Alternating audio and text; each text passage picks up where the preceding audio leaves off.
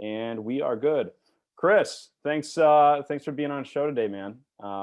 Really appreciate your time, and I'm excited for this episode. I think, guys, if you don't know Kris Keding, give him a follow at Kris Keding on Instagram across all platforms. Talk about somebody who is just dynamic as a professional. Personal trainer, really well accomplished personal trainer, working with some pretty high profile clientele. Obviously you're, NPC bodybuilder with a lot of success in that space. You're a former athlete, and not gonna lie, man, probably one of the strongest athletes I've seen, just based on size and your ability to move weight is just, it's incredible. I've been, training for a while, and I've been around Kris. I've seen Kris at St. Louis Park. I've seen you at Savage, man, and you're an absolute beast. And so happy to have you on the show today. Actually, it's funny because Kris and I were just talking about this, but in your prior life, you were a runner, and you really took that athletic, that mindset in high school, and you became this incredibly accomplished personal trainer and bodybuilder, and you've really put on a whole lot of size and a whole lot of density to your physique.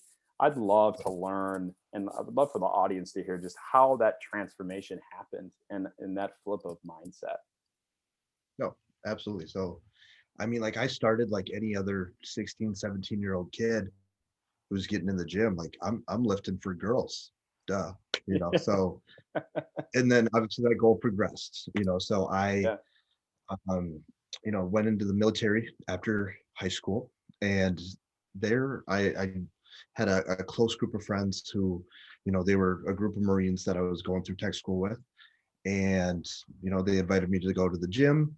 And I found that I really enjoyed that. I really enjoyed going with them. And I found that I was kind of good at it. I found that I was, getting stronger a lot faster. I mean, was I doing some things that were wrong? Absolutely. Yeah. But I mean, as a 19-year-old kid, just going in there, moving some weights, um, I just wanted to be there. Like I Yeah. really enjoyed that part of the day. Yeah. So when you say you were good at it, right? I mean, your numbers are progressing, and are you kind of looking comparatively? I mean, you're with probably a lot of former athletes, and some Oh, yeah. pretty competitive guys. You just found Mm. that you were moving, Yeah. progressing Like quicker. I would find like, you know, here I am, I'm, struggling with some weight one week. And then once I kind of got more efficient in the movement, being an athlete, you do kind of pick up movement patterns a little bit faster, right? Yep. So, once I kind of figured out the basic movement patterns of the squat, the press, rows, hinges, and I was just able to, start progressing them right away. I feel like, yeah, it came very quick. So, I was like, I think this is something that I really enjoy doing. So Yeah. let's learn as much as I can. And when you were in the military, and thank you for your service. How long were you in the military, and did you really spend a lot of time focusing on, was bodybuilding a priority for you at that time, or was it more just, you kind of had your, Yeah. your PT time, and you had to put in the work. It was definitely starting to become a priority, like definitely towards the end of my time there at tech school. It was becoming a priority. So my time in though, so I was in the Air National Guard. So I enlisted in February, no, excuse me, April 2013. And I did my 6-year contract and I got out in April 2019. But Wow. yeah, a lot of things changed between that time. Yeah. I mean, Yeah. yeah, it's obviously that's a big span of time, and Mhm. a lot of things happening. And so, as you were coming out of tech school, you really started to get serious about it. When did you actually get certified as a personal trainer and start to focus on helping clients? Was that, somewhere in between? Yeah, I mean, that was about, you know, 4 years after tech school. Okay. So, once I found that I was good at it, you know, I came home. Um, I was going through the apprenticeship program as an electrician, and I was just lifting. I was lifting for me, and I learned as much as I could. This is like the mid, you know, between, 2014, 2015, 2016, where bodybuilding.com was like the coolest thing of Yeah. all time. Everybody was Because ordering their everything, supplements off of yeah, bodybuilding.com, doing Steve Cook's yeah. Big Man on campus. Yeah, it was a great time. It was a Oh great yeah, man. We all did that program. I did. I did 2014 actually, because I would have been I graduated high school in 13, and then in 14 I went to Michigan State University, and Mhm. that's where I got into lifting. And that, you're right. I mean, it was the peak of bodybuilding.com. Yes. That whole team, Mhm. like supplementation, it was a one-stop shop. It really wasn't an Absolutely. Amazon. It was like you order off bodybuilding.com, you get the white box with the blue. It was the whole. I still got their shaker bottles, man. Like Oh, this. dude, I do. That's kind of nasty. You might want to throw those Yeah. away. Yeah. They've been there for like 6 years. I think we could get some new ones. But BPA free. Oh, that's good. but yeah, man. So I was doing that. I was working for, I was, doing the electrician thing for, about 3 years, and then work got a little slow. Me being like the youngest guy with no dependents, that was actually kind of the kick in the butt that I needed, to be honest, because once they did layoffs, sat me down, they're like, Kris, we got to let you go. It's like, okay. Was that something that I wanted to pursue as a career? Absolutely not. Um, I knew fitness was my passion. That's something that I was doing for myself on the side, like after work, like reading articles, reading forums, just trying to like know as much as I can, just get as much knowledge as I could, Yeah. and then applying it myself. And then, once I got laid off, I was like, well, I want to do something that I enjoy. So when met with, so at the time, rewind just a little bit. I was working out at Lifetime and Savage, and I got to know the personal training team really well.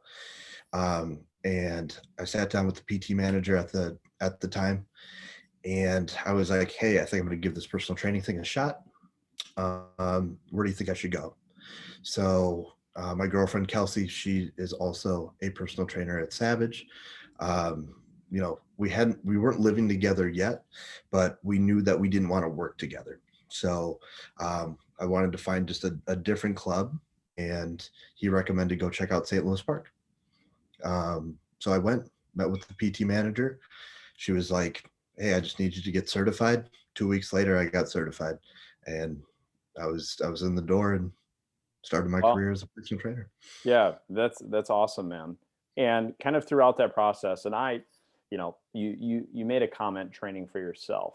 Yep. And as somebody who, I've dabbled in the fitness industry a little bit, not certainly to the extent that you have, but there is something to say about like, this is for me. It's my therapy, Oh right? yeah. Hmm. And when you do that, for me, I did that for quite some time, from like 13 to all the way to 17, until I decided to go a little bit more competitive with it. And I did my first show. I did the Gopher Classic in 17. And so Hmm. my question for you is, when did you really know that you were going to kind of turn it up a notch? You were kind of like, you were To move grooving, into things were, personal. yeah, no, not necessarily into personal training, but into bodybuilding, because there's personal Oh, trainers out there got it. who aren't bodybuilders. I would love to know kind of how you Right on the decided to start. take it. Yeah, So to just turn it up into bodybuilding. So like, coming out of tech school, kind of bringing it back to 2014. I left tech school and, had about 6 months of training underneath my belt. And, I was like, I really didn't have any aspirations to compete, but at the time I was lifting at LA Fitness in Burnsville, and there's quite a few bodybuilders in there. And, I got to know them just because I became a regular, and they, just started kind of pushing the idea on me. Um, and I decided, let's give this a shot. So my first show was the Gopher in 2015. Got my ass kicked. I was basically a skinny boy with abs, but it basically just lit a fire under me. I was like, okay, like let's do this. Let's do this for real. So like right after that, I hired someone to really get me to the next level. So then I got, an introduction into a more advanced nutrition routine, a more advanced training routine, something more structured. And that's kind of where things got a little bit more serious for me. Got For it. sure. Super cool. Mhm. And then how many times after that 2015 show have you competed? Pretty much every year except for 2020. So this is the first year that I've taken a complete year off.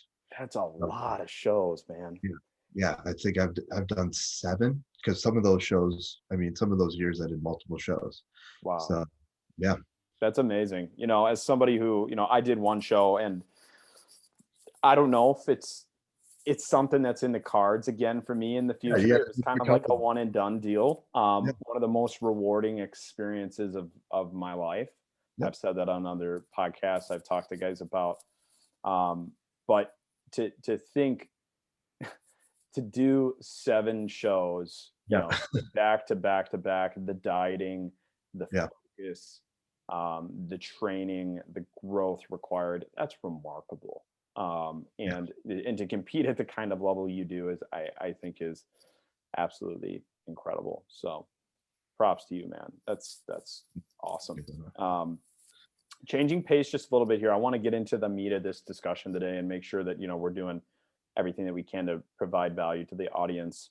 Mm, Kris and I really wanted to focus this episode on getting started with a program and staying on it, mm, and kind of taking the lens of, for those out there who are really serious about getting into a program and seeing growth in the gym, not just physically, but from a mindset perspective too. I know that there's a lot of my friends and there's a lot of my network out there that is, that they want to hit the ground running, and they really want to do something transformational.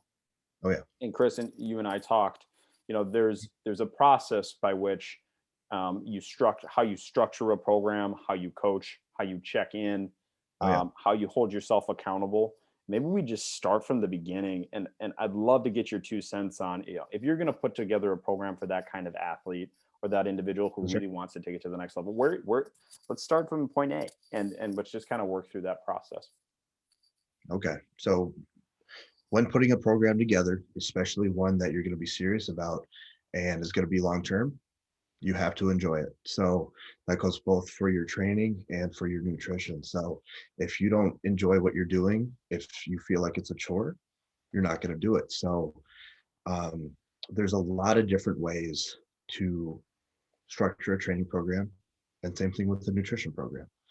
First, you have to be very clear on your goal. So, we'll stay in this training bubble here. So, you need to look at the big things that will put muscle on. So let's say that's your goal. I want to put muscle on. So we need to focus on getting stronger. So if we're just thinking about training, we need to focus on progressive overload. We need to focus on mechanical tension and metabolic stress. And what I mean by that is, are we following a program and are we seeing progress? So are we seeing progress in our loads that we're lifting? Are we seeing progress in our execution, efficiency of the movement?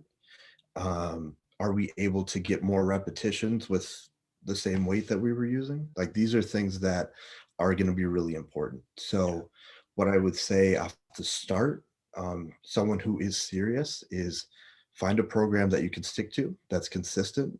Don't walk into the gym without a plan. Um, really make sure that you know that the exercises that you're choosing are going to fit your goal, and get really good at them. Continue to progress them. Get strong. Um, and over time, Yeah. I mean, you'll see what you want to see, man. Yeah, couple points on that. I mean, you just hit on so many good things there. Your last point about picking exercises that you're good at. Yep. Jack and I had that very, same discussion on my previous podcast, and it's something that I've implemented in my program the last couple months, and it is crazy how effective that is. And Yep. it's not just like, pick 4 exercises and stick to it. It's go through the process of working different machines and different angles and finding what works for your mechanics, because what might work for you and is going to give Mhm. you that kind of that stimuli is it might not work for me. And so, Exactly. for example, like I don't like machine based shoulder work. I've always felt that my shoulders grow when I'm using barbell or dumbbells. And so I stay away from machine based shoulder work. For you, I've seen you push some ridiculous weight on machines for your shoulders and it works for you. And so, you It works know, for I think a lot of the time people get caught in this. I'm going to Google a program. These are the exercises that this individual does, cookie cutter, copy and paste. And Yep. that's just not going to work. You have to go through the trial and error process of, wow, that felt Yeah. really good for me. And I'm just going to hammer this exercise. We're doing push pull legs, one rest day on Yeah. Sunday, and we're going to keep it consistent. No, for sure. And like you kind of bring up the cookie cutter. We were talking about bodybuilding.com. Those are cookie cutter. Yeah. And I 100% agree that you do need to do the trial and error, but sometimes you might need to start with that cookie cutter to actually figure that out. Right. Yeah, it could Yeah, be that's a good point. It could be a good starting block. And there's a exactly. lot of great programs out there. But don't be afraid to listen to your body and make your own Yeah, adjustments. Right. for- And I think that's where people feel like, I don't want to stray from this program. Well, fitness it's personal, Yep. it's you. Mhm. So I think that's really important. Second point that you mentioned, we're talking a little bit about progressive overload, right? And one of the things that I see people fall into a trap all the time is they come into the gym, they have a program, they know their sets, they know their reps, but they don't keep track of their weight. And Yeah. so they put weight on the bar and it feels like it's a good weight and you do it for 4x10. And then you come in the next Mhm. week and you're like, what did I even do last week? And it's like, you can't Mhm. progressively overload if you're really not keeping tabs or keeping track. I mean, are you like a bring a notebook into the gym kind of guy? Are you an app guy? Like, how are you keeping tabs on, how you're actually progressing each week? Yeah. So I mean, I have an app that I keep, all my training in, all my nutrition in, and yeah, I'm able to see what I'm able to do throughout the program. So, based on, how my numbers are progressing, I'll keep movements in for as long as I have to. If I'm eking out progress, if I'm getting stronger in this movement, it's staying in because I'm continually getting more efficient at this movement. I'm putting more tension on the muscle and you more tension on the muscle, more output. I mean, you're gonna grow. So Yeah. yeah, It's like really I'm simple. Like when you boil yeah, it down, it's not overly complex. And I think that sometimes people want to overcomplicate hypertrophy and progressive overload. And it's not yeah, challenging. no, If you find, to your point, find a movement that your body likes, keep mhm, track of where you're at, make sure that you're giving equal amounts of effort each week to that movement, and you'll grow, assuming that you're eating in a surplus and you have things dialed absolutely, in yeah. on the diet side, which is a whole nother discussion that we could talk about. But But one final point, and then I'm going to let you kind of turn loose into stage B here. Is you talked yep. about kind of, in order to adhere, you have to enjoy, and Oh yeah, the biggest thing. enjoying fitness is like this double-edged sword for me, at least, because Yeah. I'm a morning guy. I train in the mornings.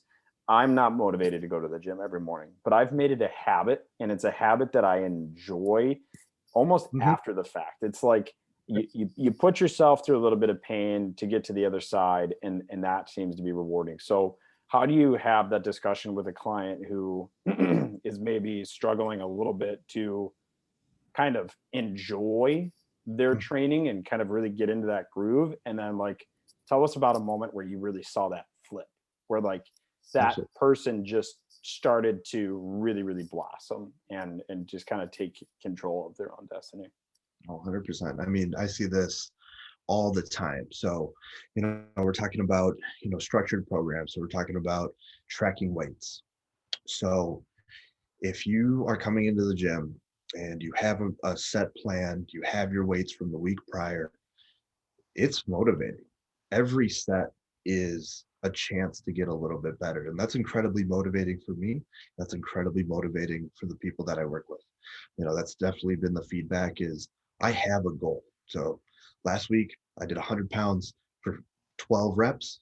And then this week they're battling for that 13th. And once they do, they get that 13th, that 14th rep. I mean, that's incredibly motivating. So every set is a chance to just get a little bit better. Um, so that can be motivating in itself. Um, but yeah, we were talking about just enjoyment. And I see that on a daily basis is people pushing themselves because they know where they were last week and they want to get a little bit better this week. Yeah. Yeah. Sometimes I think it takes seeing the numbers go up to Hmm. kind of get you hooked. And then Yeah. where, at least for me, where I really caught fire is like the numbers were starting to go up and my body was changing.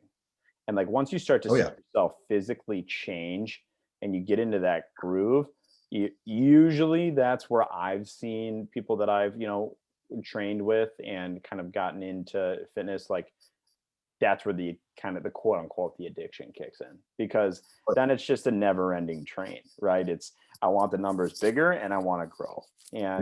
And you can kind of just take that, all the way to the moon. So I mean, for sure, super. man. Like I'm thinking this. So, we're talking about motivation a little bit, and it doesn't start with motivation.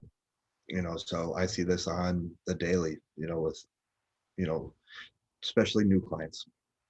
Um, motivation's high in the beginning.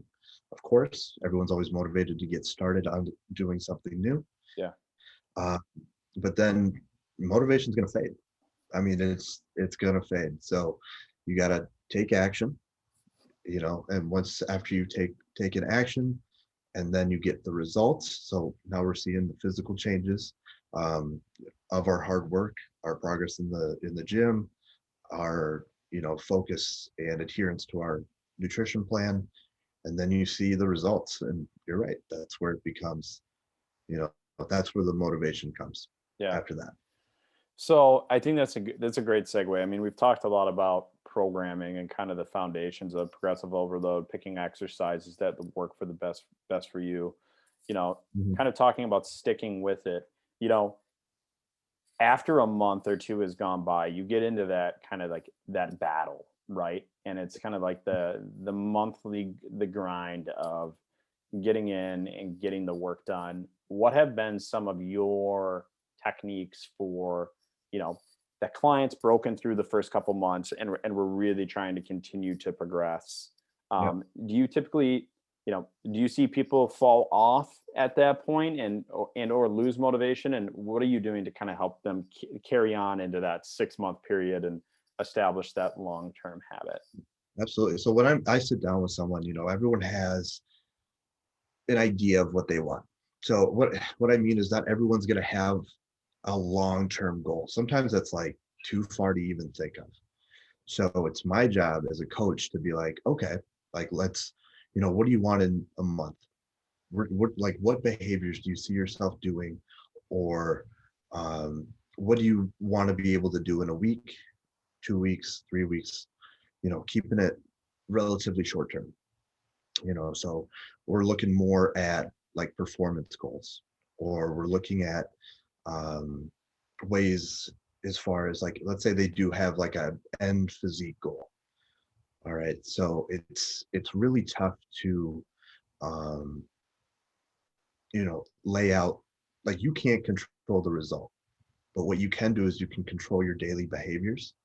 So what daily behaviors lead you to that end result? So you want to lose 20 pounds. Okay, so what is a person who is successful at losing 20 pounds? What does their daily regimen look like? And not only lose 20 pounds, but sustainably keep that off. I think that's the hardest part of any weight loss journey is, okay, once we're there, the diet after the diet. Yeah, what's next? Yeah. So For sure. um, Yeah, I just, mean that's you make a great point, right? It's really the small things day to day that lead to the big. And there's a lot of literature out there about goal setting. And I think goal setting is often tied closely to fitness and health.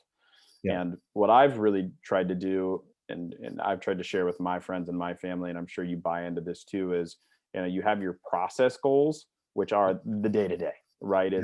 It's really, it's not a cliche. Like every set counts, like it Really? does. Yeah. Hmm. And because, if you're putting everything that you have into each set, and, you know, we can talk about 4 sets or 2 sets and intensity and all that stuff. But if you're really giving everything that you have and you're doing 2 really intense sets and you're tearing down that muscle, each day counts. And, Yeah. this is why like the bro split of, chest Monday, back Tuesday. And I fell victim to that for a really long time. I trained bro split, and I'm a natural guy.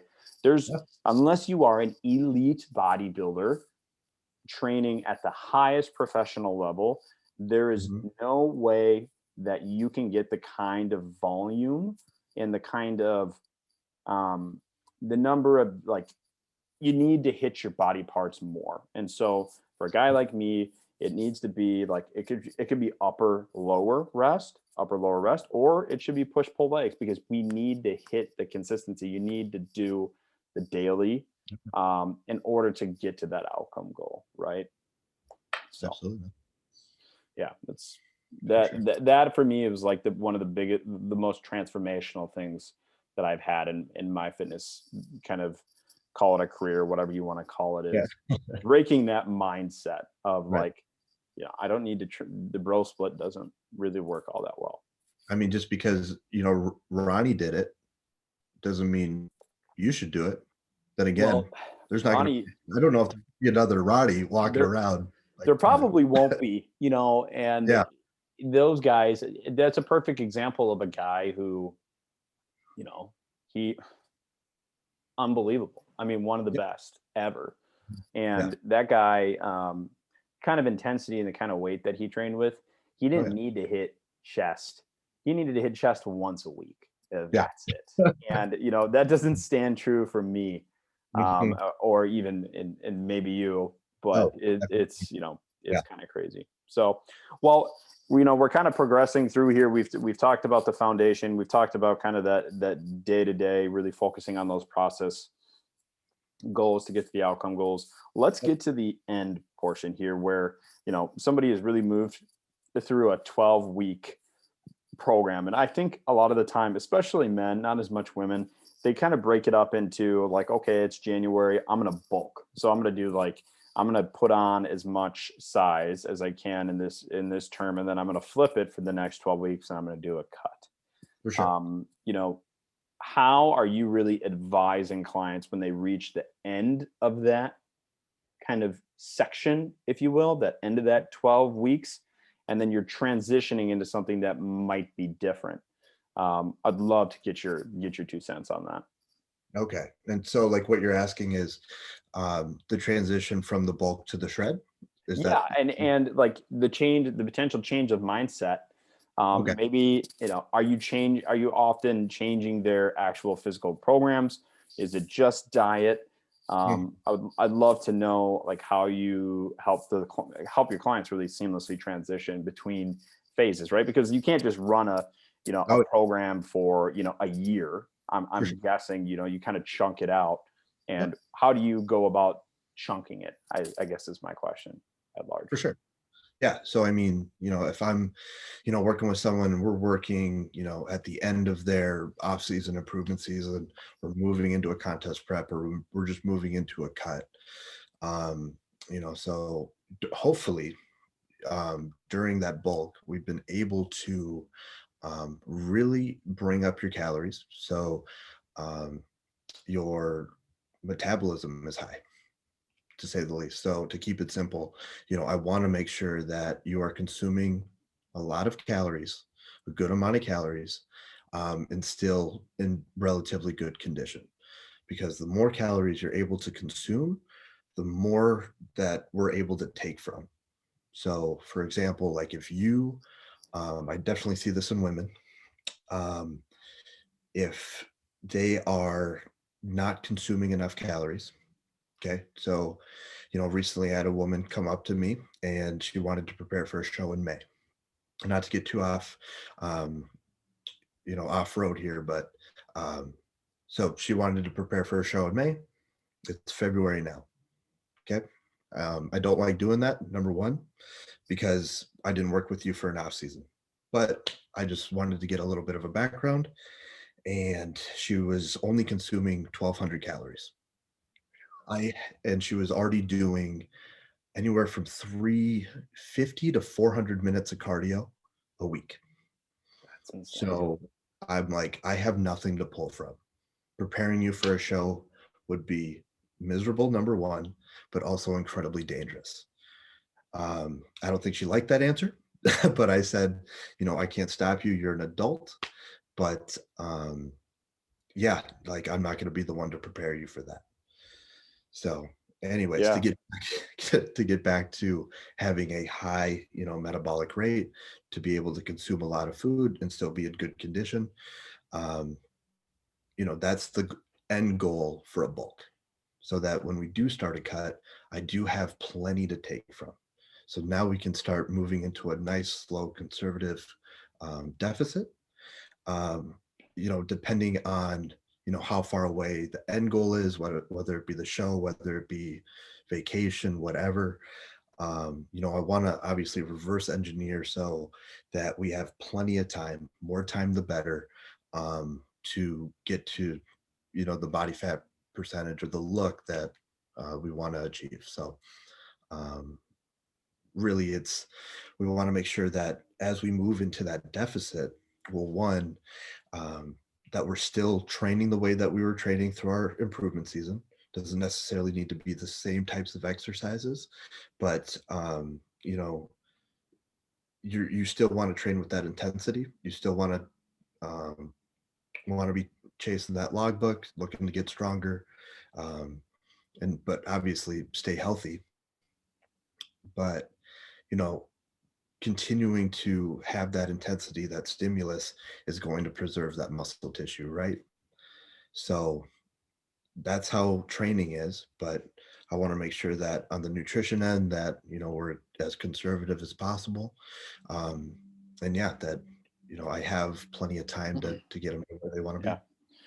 Yeah. I would like, it's really interesting. I'm listening to you and I'm thinking about like the core pieces that take from this. And every single time I have this conversation, we talk about progressing or cutting or meeting some objective.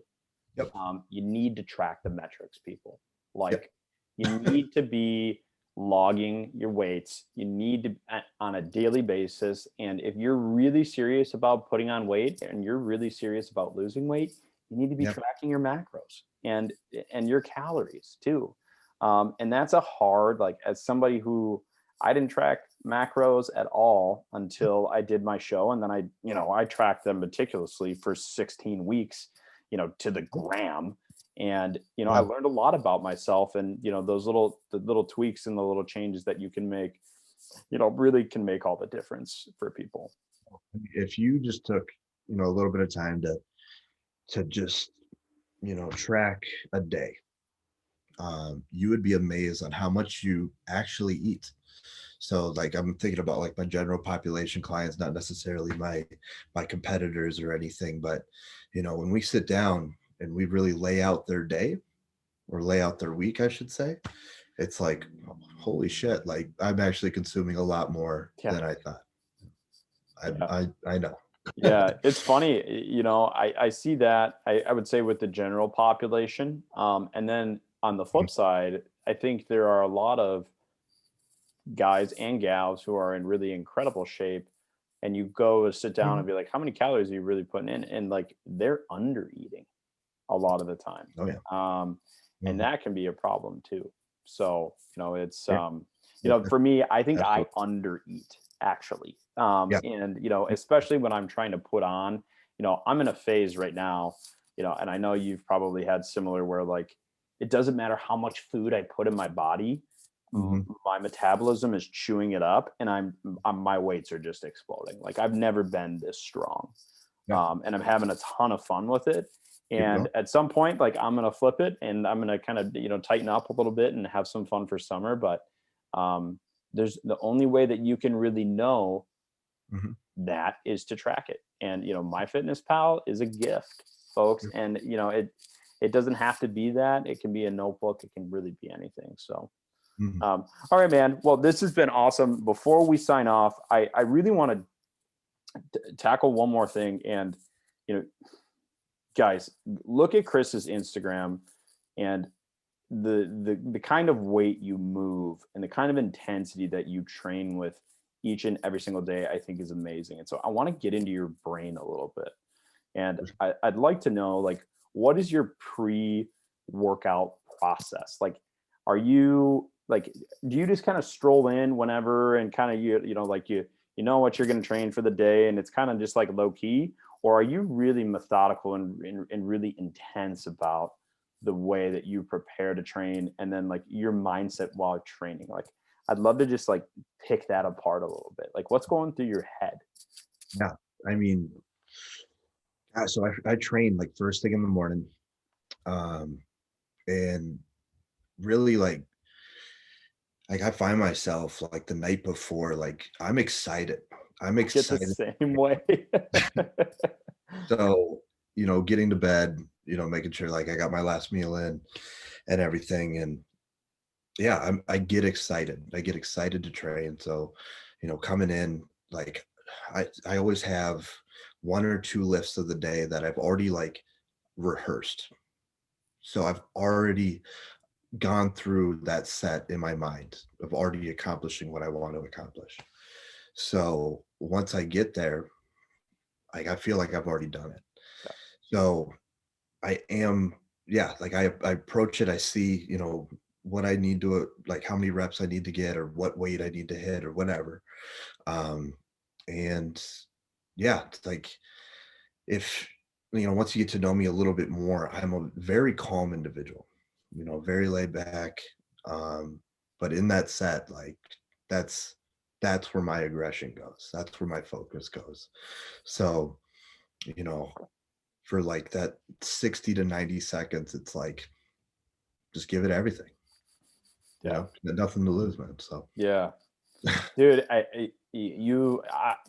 it's incredible how many parallels there are between some really elite athletes, elite bodybuilders. You talk about like Arnold and Lou and Tom Plotz, and like I've done a lot of research on these guys because I want to get in their heads. I want to know what they think about, and almost all of them say something very similar to that you just said, is they rehearse in their head before they train. And a yeah, lot of them are thinking about it the night before or the morning of, and they're yeah, really kind of thinking through like, the movement, and it's exciting. There's a level of anticipation, and some people probably think we're nuts, and oh, that's totally fine. But guys, when you get to the point where you're thinking about your lifts the night before you're going to the gym, you can take it to the next level. And yeah, that's a true competitor's mentality. And we're a little bit crazy, and some of it may be a little bit unhealthy in some ways, and there's a lot of that in the bodybuilding industry, and mental take health your is point. another, body dysmorphia. We can talk about all that, but there's really nothing like that anticipation and really feeling like you're just going to take a crack at it the next day, and it's going to pay off. No, for sure, man. So, all right, Kris, really appreciate your time. Really appreciate you being on the show. This was an awesome conversation, guys. Again, give Kris Keding a follow on Instagram. Shoot him a note. If you guys are looking for a trainer, good luck. Kris is going to kick your ass. It's going to be a fun time. I would highly, highly recommend reaching out to him. So, with that, man, we'll sign off here, and I'll talk to you soon. All right, man. Thanks for having me. Yeah, absolutely.